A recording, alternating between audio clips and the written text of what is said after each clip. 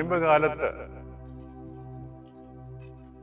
ഓരോ വിശ്വാസിയും ശുദ്ധീകരണം പ്രാപിക്കണം എന്ന ആഗ്രഹത്തോടുകൂടിയാണ് നോയമ്പ് ജീവിതം മുമ്പോട്ട് നയിക്കുന്നത്.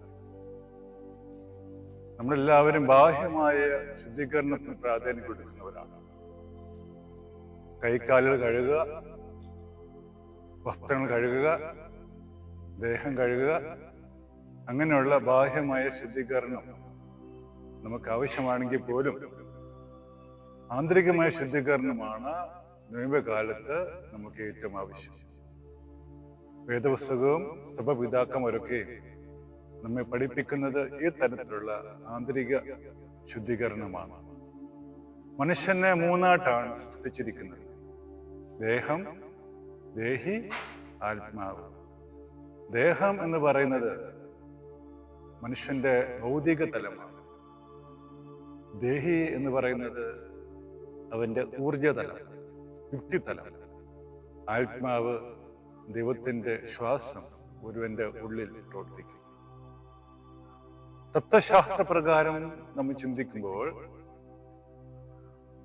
മനസ്സിനാണ് ഒരു പ്രാധാന്യം കൊടുക്കുന്നത്. മനസ്സിലൂടെയാണ് വൈകാരികമായ ഭാവചിന്തകൾ ഉടലെടുക്കുന്നത്. അതുകൊണ്ട് മനസ്സ് ശുദ്ധീകരിക്കണം എന്നാണ് അവരുടെ പഠിപ്പിക്കൽ. എന്നാൽ വേദോസ്തക അടിസ്ഥാനത്തിൽ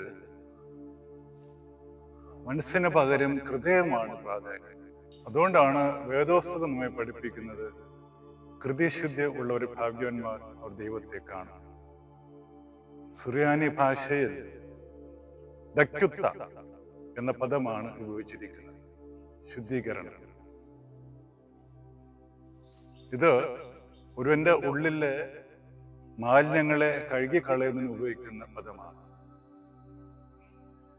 നിനവയിലെ ഐസക് എന്ന സുറിയാനി പിതാവ് ഹൃദയ ശുദ്ധീകരണത്തിന്റെ ആവശ്യത്തെക്കുറിച്ച് ഇപ്രകാരം പറഞ്ഞിട്ടുണ്ട്: ഒരുവൻ ലോകത്തിൽ നിന്നും അകന്നു പോകുമ്പോൾ, മറ്റൊരു കാര്യത്തിൽ പറഞ്ഞാൽ ലോക വ്യാപാരങ്ങളിൽ നിന്നും അവൻ അകന്നു പോകുമ്പോൾ അവൻ ഹൃദയശുദ്ധിയിലേക്ക് പ്രവേശിക്കുന്നു. മറ്റൊരു പിതാവായിരിക്കുന്നതായ മറപ്രേ ഹൃദയശുദ്ധിയെക്കുറിച്ച് പറഞ്ഞ ഇപ്രകാരമാണ്: പരിശുദ്ധാത്മാവാണ് ഒരുവന്റെ ഹൃദയത്തിലേക്ക് പ്രവേശിച്ച് അവന്റെ ഹൃദയത്തെ ശുദ്ധീകരിക്കുന്നത്. ഈ നോയമ്പ് കാലങ്ങളിൽ തപപിതാക്കന്മാരുടെ വിചാരങ്ങൾ നമുക്ക് വഴികാട്ടിയാവണം. ഹൃദയശുദ്ധി പ്രാപിച്ച് ഈ നോയമ്പിൽ നമുക്ക് മുന്നേറാൻ തക്കവണ്ണം കർത്താവ് നമ്മെ സഹായിക്കും.